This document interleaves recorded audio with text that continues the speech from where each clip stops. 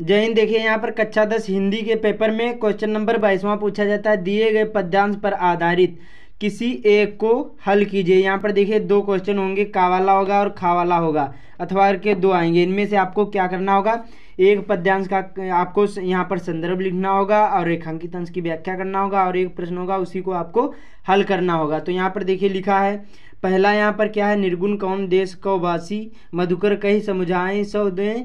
उसके बाद में बूझत सांच नहासी, और को है जनक कौन है जननी कौन, नारी को दासी, कैसे बरन भेष है कैसो की रस मैं अभिलाषी, और पावे गो पुनि कियो आपनो जोरो का, यहाँ पर करेगो गासी। तो ये इसी प्रकार से देखिए पूछा गया। तो इसमें क्या है, पहला है प्रस्तुत पद्यांश का संदर्भ लिखिए, फिर रेखांकित अंश की व्याख्या कीजिए, और यहाँ पर पद्यांश में मधुकर शब्द किसके लिए प्रयुक्त किया गया है तो ये आपको बताना है, ये वाला पैराग्राफ होगा। तो आज के इस वीडियो में यहाँ पर आप लोगों को बताने वाले हैं जितने भी यहाँ पर पद्यांश के महत्वपूर्ण क्या है, पद्यांश है, जितने भी आपके महत्वपूर्ण पद्यांश के जो पैराग्राफ हैं वो मैं आप लोगों को बताने वाले हैं। और देखिए जैसे आपने अभी तक तैयारी नहीं करी है, क्योंकि अब आपके पास बहुत ज़्यादा कम टाइम बचा हुआ है, तो आपको क्या करना है, मैं जो आप लोगों को बताऊँगा कम से कम 6 या 7 बताऊँगा पद्यांश, वही आपको क्या करना, तैयार कर लेना है पैराग्राफ। वही 100% वही पूछे जाएंगे और हर साल वही पूछे जाते हैं। तो वीडियो को पूरा देखना। सबसे पहले बताऊंगा कि संदर्भ कैसे लिखना, उसके बाद में जितने भी महत्वपूर्ण पद्यांश के पैराग्राफ हैं वो मैं आप लोगों को बताऊंगा। तो देखिए यहाँ पर जैसे ये क्वेश्चन पूछा गया है, तो इसको कैसे हल करना वो भी मैं आप लोगों को अच्छी तरीके से बताऊँगा। तो वीडियो को पूरा देखना। तो सबसे पहले देखेंगे यहाँ पर संदर्भ कैसे लिखना है, फिर रेखांकित अंश की व्याख्या कैसे करना है, और ये भी बताऊंगा वीडियो के लास्ट में इसको पहचानने की ट्रिक, जैसे आपको नहीं पता तो इसको कैसे पहचानना है। ठीक है, तो वीडियो को पूरा देखना। तो यहाँ पर सबसे पहले सपोज करिए ये आपकी कॉपी है, अब 22वां प्रश्न है और यहाँ पर कावाला कर रहे हैं क्योंकि अथवा के 2 पूछे जाते हैं।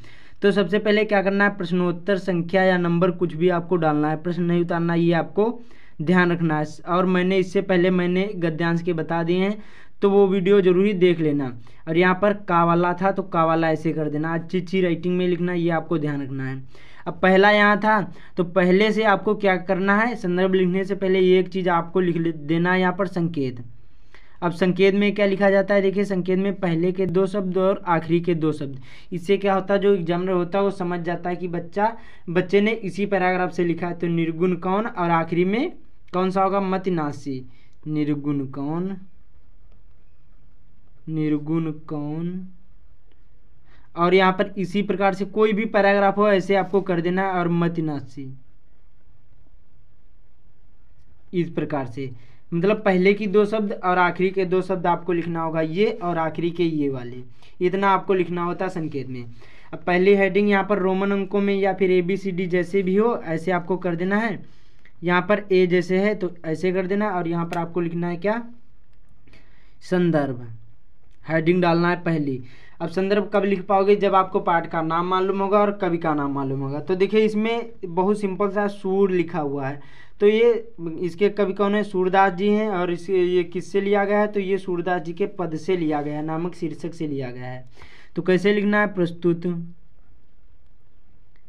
प्रस्तुत पद्यांश, ये पद्य है तो यहाँ पर पद्यांश हमारी पाठ्य पुस्तक, हमारी पाठ्य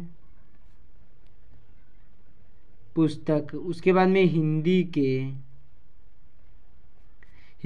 के अच्छी अच्छी राइटिंग में लिखना है। मैं आप लोगों को ऐसे ही बता रहा हूँ, प्रस्तुत पद्यांश हमारी पाठ्य पुस्तक हिंदी के।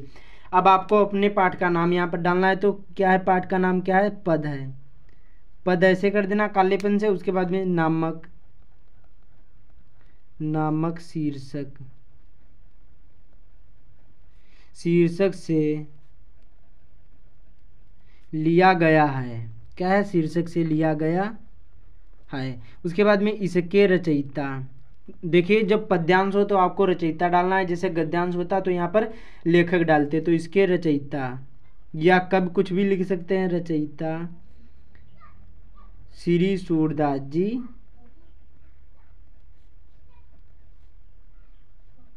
जी हैं। इसी प्रकार से आपको ये पद्यांश वाला संदर्भ लिखना है। ठीक है, बहुत सिंपल सा होता है। उसके बाद में कौन है, यहाँ पर लिखा हुआ है कि रेखांकित अंश की व्याख्या कीजिए। ये जो पैराग्राफ है इसमें जो ये लाइन खींची हुई है 2 ही लाइन की, इसी की आपको व्याख्या करना, पूरे पैराग्राफ की व्याख्या नहीं करना है।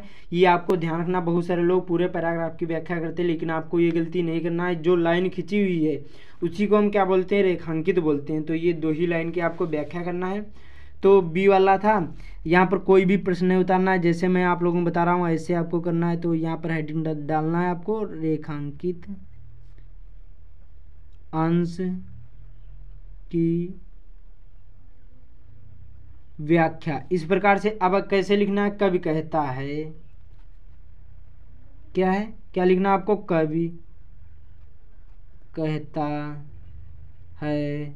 उसके बाद में की, अब आगे इसमें कैसे लिखना है यहाँ पर, तो इसमें देखिए यहाँ पर ये लिखा है, क्या है, निर्गुण कौन देश को वासी। इसमें देखिए कवि कहते हैं, कवि कहते हैं और किसके द्वारा कहते हैं। यहाँ पर देखिए जो यहाँ पर जो सखी हैं क्या कह रहे हैं, हे उद्धव जी, मैं आपको सौगंध देकर पूछती हूँ कि हंसी नहीं करती आप, या फिर हमें यह क्या है समझाकर बतला दीजिए कि क्या है, मधुकर कहीं समुझाई सौदय और बूझत साँच न हंसी। मतलब कहते हैं कि मैं हंस नहीं रही हूँ, सच्ची में बता दो कि समझाकर बतला दीजिए कि आप जिस निर्गुण ब्रह्म की चर्चा कर रहे हैं वो किस देश के रहने वाले हैं। तो ये यहाँ पर सखियाँ पूछती हैं, किससे पूछती हैं, तो उद्धव से पूछती हैं। तो इसी प्रकार से आपको इसको लिख देना, थोड़ा सा आपको पढ़ना पड़ेगा, बाकी बहुत सिंपल सा होता है। अभी बताऊंगा कौन कौन से आपको पद्यांश ये पैराग्राफ होते हैं, इसी को पढ़ना है, ठीक है। तो इसी प्रकार से लिखना है, मैं आप लोगों को जो बताऊँगा तो बहुत ज़्यादा टाइम लगेगा, ठीक। उसके बाद में क्या है, पद्यांश में मधुकर शब्द किसके लिए प्रयुक्त किया गया है, तो पद्यांश में जो मधुकर शब्द है ये यहाँ पर उद्धव के लिए प्रयुक्त किया गया है। तो बहुत सिंपल सा है, तीसरी हेडिंग डाल देना है, इसे यहाँ पर सी कर देना है। तो मधुकर शब्द, इसी प्रकार से प्रश्न नहीं उतारना है, तो मधुकर शब्द उद्धव के लिए प्रयुक्त है, लिए प्रयुक्त है। बहुत सिंपल सा होता है, ऐसे ही आपको रेखांकित अंश की व्याख्या करना है। जैसे मैंने बताया आपको ये थोड़ा सा पढ़ना पड़ेगा इसमें, बाकी आपको ऐसे ही लिखना है। मैं आप लोगों को ऐसे बता दिया, जो मैं आप लोगों को बताऊंगा तो बहुत ज़्यादा टाइम लगेगा, और ऐसे ही प्रश्न होता है उसको आपको हल करना है। तो बहुत सिंपल सा होता है, ऐसे ही आपको कोई भी हो यहाँ पर संदर्भ लिखना, मेन चीज़ संदर्भ होता है। संदर्भ जो सही होगा, पाठ का नाम सही होगा और रचयिता सही होंगे तो आपको फुल मार्क मिलेंगे। अब चलते हैं यहाँ पर देखते हैं कि कौन कौन से इंपॉर्टेंट यहाँ पर पद्यांश हैं, वही आपको तैयार कर लेना है। पैराग्राफ यही ज़्यादातर पूछे जाते हैं और 100% यही आएंगे, इन्हीं को आपको तैयार कर लेना है, जैसे आपने अभी तक कुछ भी नहीं पढ़ा है। तो देखिए पहला है सूरदास के पद में कौन सा पैराग्राफ है, चरण कमल और आखिरी में ती पाई, ये पैराग्राफ है। मैंने बताया, देखिए मैं आप लोगों को शॉर्ट में इसलिए लिखा हूँ जिससे आपको आसानी से समझ में आए। मैंने पहले के 2 शब्द लिखे हैं और आखिरी के 2 शब्द, ये पूरा पैराग्राफ आपको पढ़ना पड़ेगा। पहला है चरण कमल और आखिरी में ती पाई, जो आपने पढ़ा होगा, चरण कमल बंदो हर राई जाकी के पंगुगी लंगे, अंधे को सब कुछ दर्शाई, बहिरो सुनई भूमि पर बोले, और रंग चले सरछत्र हृदय, सूरदास स्वामी को नाम है, बार बार बंदोती पाई, वही वाला ये पैराग्राफ है। उसके बाद में निर्गुण कौन, उसके बाद में मत नासी, मैंने आप लोगों को यही पैराग्राफ बताया है, बहुत ज़्यादा इंपॉर्टेंट है।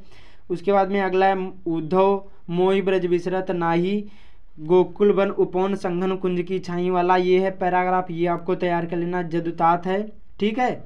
उसके बाद में यहाँ पर देखिए धनुष भंग में, और ये तुलसीदास जी का है, तो नृपन केर और गणेश गोसाई, ये वाला पैराग्राफ तैयार कर लेना, और भरे भुवन और बचन उचारही, ये वाला तैयार कर लेना है, दोनों पैराग्राफ। उसके बाद में यहाँ पर देखिए अगला है वन पथ पर शीश जटा, और यहाँ पर रावरे को है, ये वाला पैराग्राफ वन पथ पर, और ये दोनों किसके हैं, ये वाले जो दोनों हैं ये यहाँ पर तुलसीदास जी के दोनों यहाँ पर लेसन। अगला है भक्तिनीति बिहारी लाल जी का है, तो मेरी भव राधा हरो राधा नागर सोए जातन की छाई पर श्याम हरि दुतुई, ये पैराग्राफ आपको दोहा तैयार कर लेना है, या फिर और ये भी आपको तैयार कर लेना है, या अनुरागी चित्त की, ये वाला आपको तैयार कर लेना है, बढ़त बढ़त और समूल कुमिलाई, ये वाला पैराग्राफ, मतलब ये आपको 3 इसमें के तैयार कर लेना है।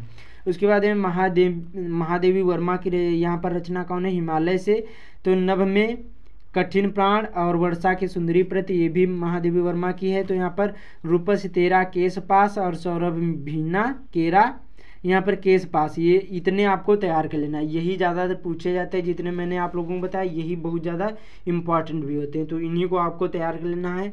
जो आपने अभी तक कुछ भी नहीं पढ़ा और जैसे पढ़ लिया तो बहुत अच्छी बात, बाकी आपको ये ज़रूरी तैयार कर लेना, यही सबसे ज़्यादा आपके बोर्ड एग्जाम में पूछे जाते हैं। तो इस वीडियो को ज़्यादा से ज़्यादा शेयर कर देना। बाकी पैराग्राफ ये बहुत ज़्यादा इंपॉर्टेंट है, हो सके और भी तैयार कर लेना, जितने हो सके, कम ही होते हैं। बाकी आप लोग इतने ज़रूरी तैयार करके जाना, ये जितने मैंने इंपॉर्टेंट थे सारे बता दिए। तो इस वीडियो को ज़्यादा से ज़्यादा शेयर कर देना। बाकी चैनल पर पहली बार है, चैनल को सब्सक्राइब भी कर लेना। तो मिलते हैं अगले वीडियो में।